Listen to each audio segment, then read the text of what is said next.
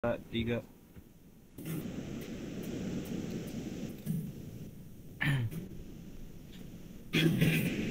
Assalamualaikum warahmatullahi wabarakatuh. Izin perkenalkan, kami Pak dari kelompok 10 ingin mempresentasikan hasil materi kami. Dengan saya di sini yaitu Nabila Putri Asifa dan juga Muhammad Rizky Warsita.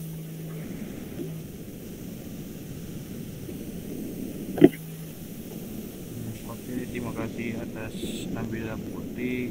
Kita lanjut materi pertama yaitu teknologi informasi agromaritim. Latar belakang. Latar belakang terkait dengan masukan Indonesia dalam pembahasan DAPSPES 2030 agenda kedepannya dapat disesuaikan dengan kontribusi komitmen SDG di Indonesia dan juga disesuaikan dengan Asia Pacific Plan of Action on Space Application for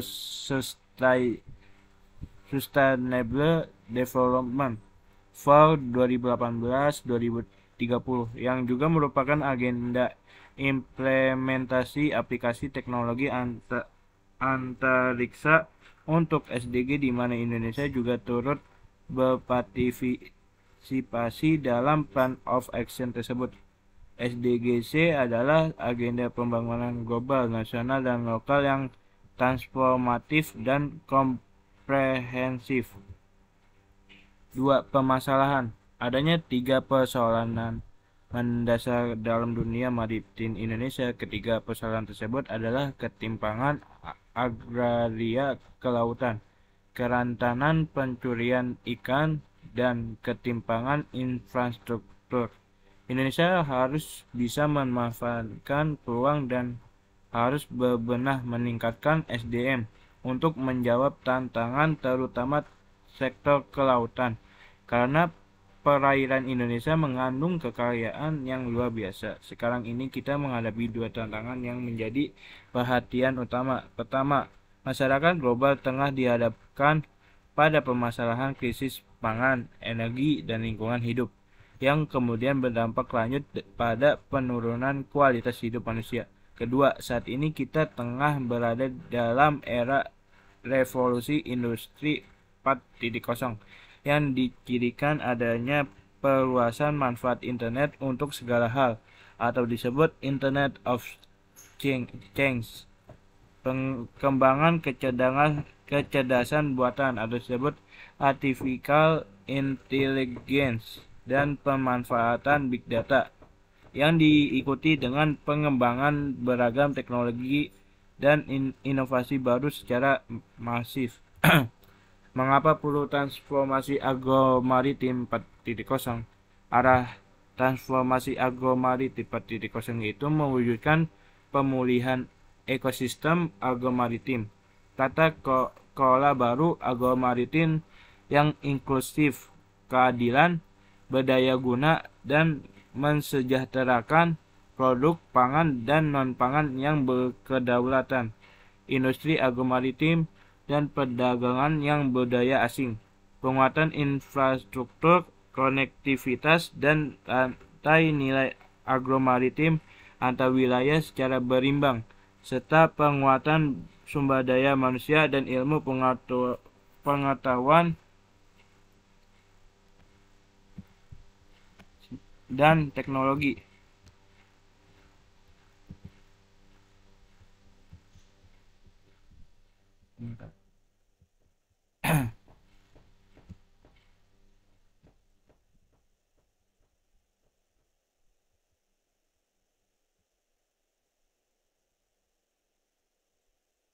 Tata kelola baru agromaritim yang inklusif, berkeadilan, berdaya guna, dan mensejahterakan.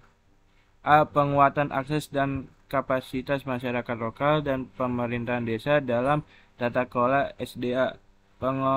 Pengelolaan sumber daya alam harus lebih mengutamakan kemanfaatan yang seluas-luasnya bagi masyarakat banyak.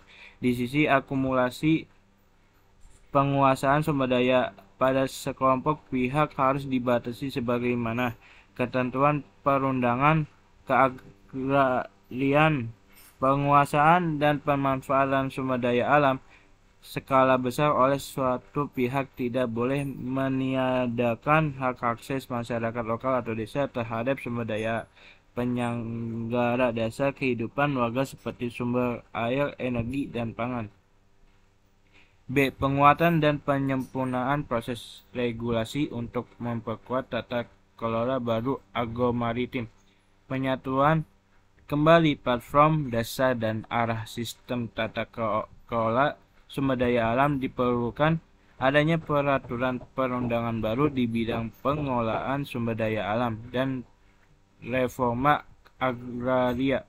Adanya platform dasar ini untuk memberikan kejelasan dan terhindarnya disorientasi dan konflik peraturan perundangan terkait tata kelola sumber daya alam, serta mengembalikan pada hakikat dasar pengelolaan sumber daya alam agar dimanfaatkan sebesar-besarnya untuk kesejahteraan rakyat.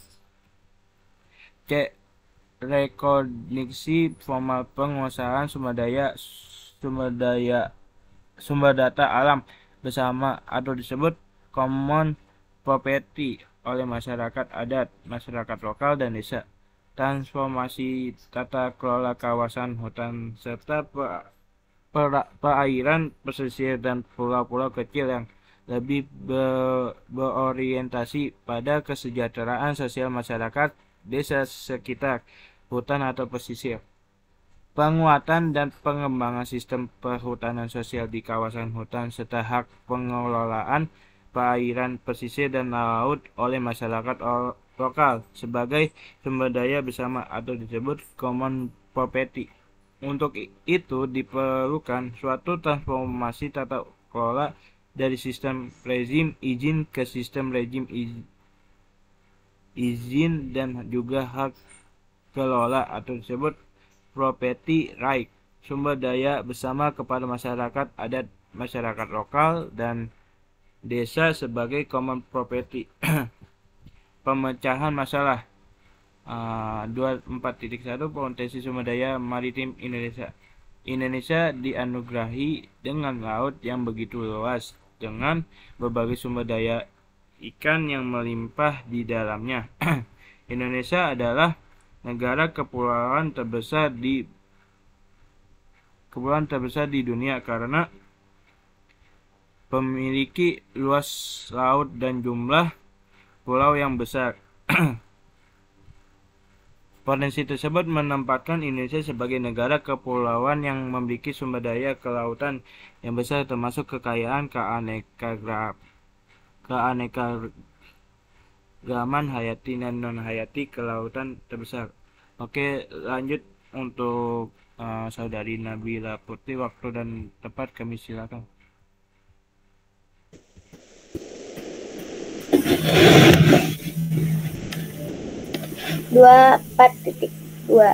Program pengembangan kawasan pesisir dan laut. Dalam program pengembangan kawasan pesisir dan laut yang berbasis teknologi ini melibatkan pemerintah harus berkoordinasi dengan dunia usaha, organisasi lingkungan hidup, peneliti dan pakar-pakar kelautan, serta didukung oleh pakar-pakar yang tergabung dalam kelompok ahli Group of Experts yang bertugas menyusun pandangan, mengidentifikasi solusi dan mengembangkan strategi untuk menerjemahkan solusi Concord. Dalam pengelolaannya harus didukung dengan tata ruang laut yang terkait dengan pengelolaan ekosistem dan pesisir dengan mengikatkan indikator dan target pemanfaatan tata ruang wilayah laut agar dapat dimanfaatkan secara efektif dan efisien. Program prioritas pemanfaatan ekosistem laut. Terdapat di sini ada beberapa program prioritas yang menjadi indikator dan target didukung oleh Ditjen PRL pada tujuan SDG 14. Di sini tertera. Ya, selanjutnya ada di sini juga pengelolaan ekosistem laut dan pesisir secara berkelanjutan. Jelas ya kondisi strategi pencapaian targetnya dan dampaknya. Terus yang juga ada indikator dan target pemanfaatan terkendali tahun 2020 sampai 2024. Di sini juga ada target penambahan luasan tahun 2020 sampai 2024 ya, jelas juga. Terus ada pengelolaan kawasan konservasi perairan juga jelas sampai 2024. Pemanfaatan teknologi. Pengelolaan pesisir dan laut sudah saatnya memanfaatkan teknologi baru 4.0 untuk menjamin presisi dan efisiensi. Pengembangan teknologi baru seperti tir robotik, kecerdasan buatan, drone, satelit, big data, dan Internet of Things sudah menjadi keniscayaan seiring dengan kecenderungan revolusi industri 4.0. Salah satu pendekatan yang dilakukan adalah pendekatan Integrated Coastal Management atau ICM, pengelolaan pesisir terpadu di dalam pengelolaan kawasan pesisir dan maritim di Indonesia. Progres pengelolaan sumber daya maritim.